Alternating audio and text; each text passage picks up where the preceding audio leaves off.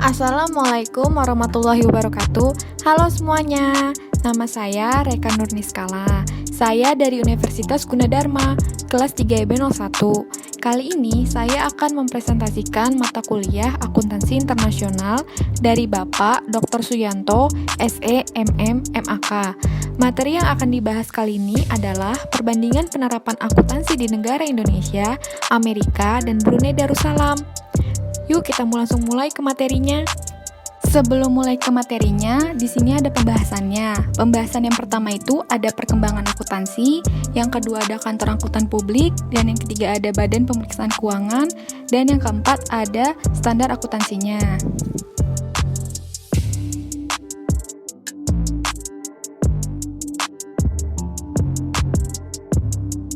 Oke, di sini pembahasan yang pertama itu ada perkembangan akuntansinya.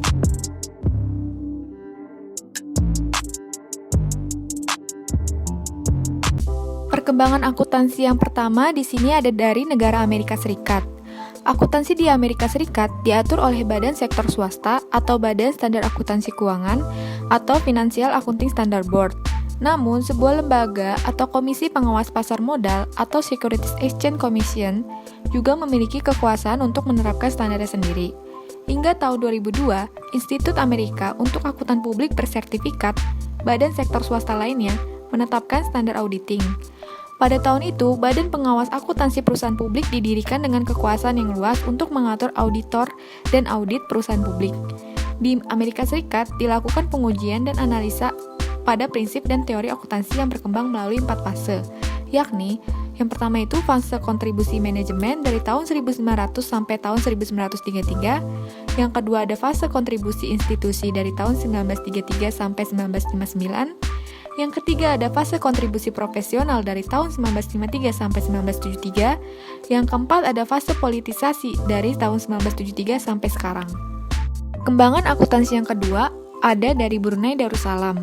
Brunei Darussalam Accounting Standard Council didirikan pada tanggal 1 Agustus 2011 melalui penegakan Accounting Standard Order 2010. Tujuan utama dari Accounting Standard Order adalah untuk mengawasi praktek dan profesi di sektor jasa akuntansi oleh akuntan publik, dan untuk memastikan bahwa akuntan publik mematuhi standar dan persyaratan prosedur yang ditentukan dalam kepentingan publik. Dengan adanya laporan keuangan yang standar dan seragam, akan memudahkan hal-hal yang berkaitan dengan manajemen keuangan seperti mendapatkan pinjaman dari lembaga keuangan, serta dalam proses kepailitan. Dewan Standar Akuntansi Brunei Darussalam akan menerbitkan Standar Akuntansi Brunei Darussalam untuk semua entitas non-publik yang berlaku mulai 1 Januari 2018. Selanjutnya ada perkembangan akuntansi dari negara Indonesia. Pada masa penjajahan Belanda di Indonesia, Indonesia memakai standar akuntansi Belanda. Tahun 1955, Indonesia belum mempunyai undang-undang resmi atau peraturan tentang standar keuangan. Di tahun 1974, Indonesia mengikuti standar akuntansi Amerika yang dibuat oleh IAI yang disebut dengan Prinsip Akuntansi Indonesia atau PAI. Tahun 1984, PAI ditetapkan menjadi standar akuntansi Indonesia. Di akhir tahun 1984, PAI mengikuti standar yang bersumber dari IASC atau International Accounting Standard Committee. Tahun 1994, PAI sudah komit mengikuti IASC atau IFRS. Tahun 2008, SAK mengacu kepada IFRS, dan di tahun 2012, IFRS mulai diresmikan dan diterapkan di Indonesia.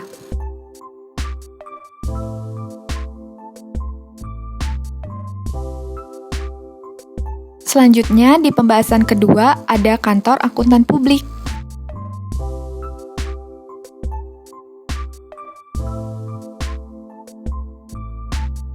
Kantor akuntan publik yang pertama itu ada dari Amerika Serikat.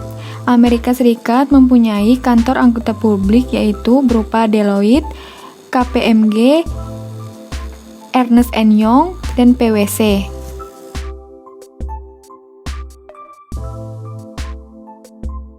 Dan selanjutnya ada kantor akuntan publik dari Brunei Darussalam. Dilihat ada 2 foto gambar di sini. Gambar yang pertama itu ada bangunan lama, jabatan audit pada tahun 1965 di Jalan Residensi Bandar Seri Begawan.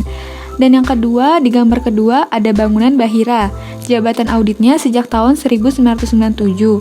Sekarang ada di Jalan Dewan Majelis, Bandar Seri Begawan.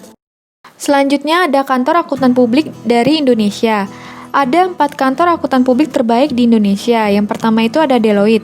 Deloitte merupakan kantor akuntan publik yang cukup tua, karena sudah berdiri sejak tahun 1845 di London, Inggris. Saat ini, Deloitte sudah memiliki sekitar 286-200 karyawan di lebih dari 150 negara.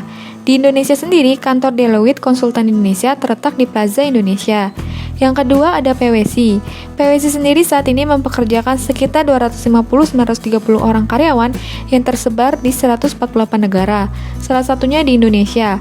Di Indonesia sendiri, PwC menjalin kerjasama dengan beberapa KAP seperti Tanudi Reja, Wibisana, Rintis, dan Rekan. Ernst & Young. Di Indonesia sendiri, kantor Ernst & Young terletak di dalam gedung Indonesia Stock Exchange, Sudirman. EY juga bekerjasama dengan KAP seperti Purwantono dan Suherman dan Surja. Kliennya diantaranya adalah BRI, Krakatau Steel, Indofood, dan PT Telekomunikasi Indonesia.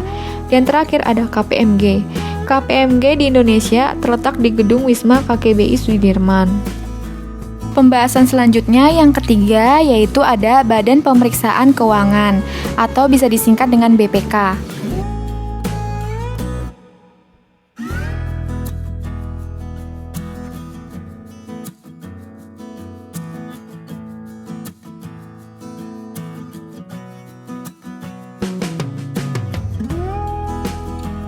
BPK yang pertama ada dari Amerika Serikat. Government Accountability Office atau GAO adalah badan pemerintah cabang legislatif yang menyediakan jasa audit, evaluasi, dan investigasi untuk Kongres Amerika Serikat. Badan yang didirikan pada tahun 1921 ini merupakan lembaga audit tertinggi pemerintah federal Amerika Serikat yang sering disebut pengawas Kongres. GAO memeriksa bagaimana uang dari pembayaran pajak digunakan dan memberi Kongres serta lembaga federal berupa informasi objektif dan andal yang dapat membantu pemerintah dalam mengatur keuangan dan bekerja lebih efisien. BPK selanjutnya ada dari negara Brunei Darussalam. Departemen Audit Brunei Darussalam didirikan pada tahun 1935 selama administrasi pemerintah kolonial Inggris. Lembaga audit tertinggi Brunei Darussalam didirikan atas dasar hukum di mana auditor jenderal harus ditunjuk oleh kepala negara. Lembaga audit tertinggi Brunei Darussalam memiliki wewenang untuk mengaudit entitas yang memiliki atau dikelola oleh pemerintah kerajaan dan mengaudit keuangan pemerintah kerajaan. Lembaga audit tertinggi Brunei Darussalam melakukan audit keuangan, kinerja, kepatuhan, dan EDP sesuai dengan hukum audit.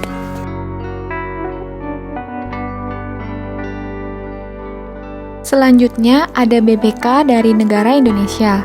Badan Pemeriksa Keuangan Republik Indonesia atau disingkat BPK, dulu disingkat BPK, adalah lembaga negara dalam sistem ketatanegaraan Indonesia yang memiliki wewenang memeriksa pengelolaan dan tanggung jawab keuangan negara menurut Undang-Undang 1945. BPK merupakan lembaga yang bebas dan mandiri, didirikan pada 1 Januari 1947 dengan dasar hukum Undang-Undang Dasar Negara Republik Indonesia 1945.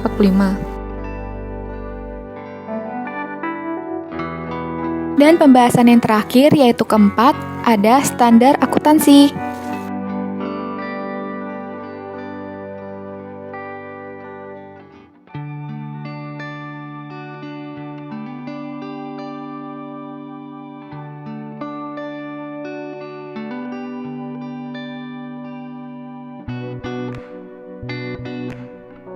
Standar akuntansi yang pertama ada dari negara Amerika Serikat.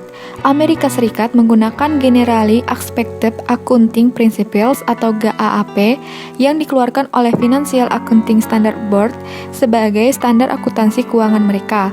GAAP terdiri dari gabungan lebih dari 2.000 dokumen yang telah dikembangkan selama 60 tahun terakhir atau lebih yang mencakup standar FASB, interpretasi, dan posisi staf, pendapat APB, dan buletin penelitian AICPA. Dan selanjutnya ada dari negara Brunei Darussalam. Implementasi IFRS di Brunei Darussalam.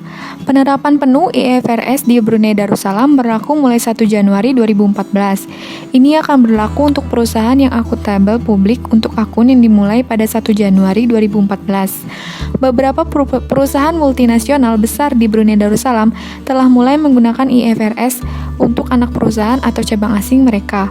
Semua perusahaan akuntabel publik seperti bank, lembaga keuangan, asuransi, dan perusahaan takaful diharuskan untuk mengadopsi IFRS sepenuhnya. Yang terakhir ada dari negara Indonesia. Standar Akuntansi Keuangan (SAK) adalah metode dan format baku dalam penyajian informasi laporan keuangan suatu kegiatan bisnis.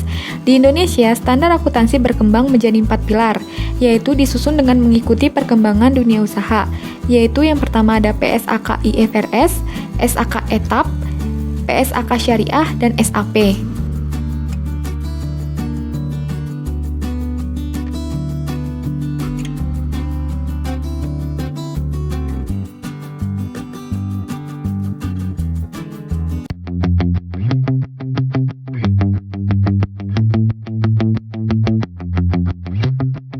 Sekian presentasi dari saya, mudah-mudahan presentasi ini bermanfaat untuk kalian semuanya, dan terima kasih yang sudah menonton.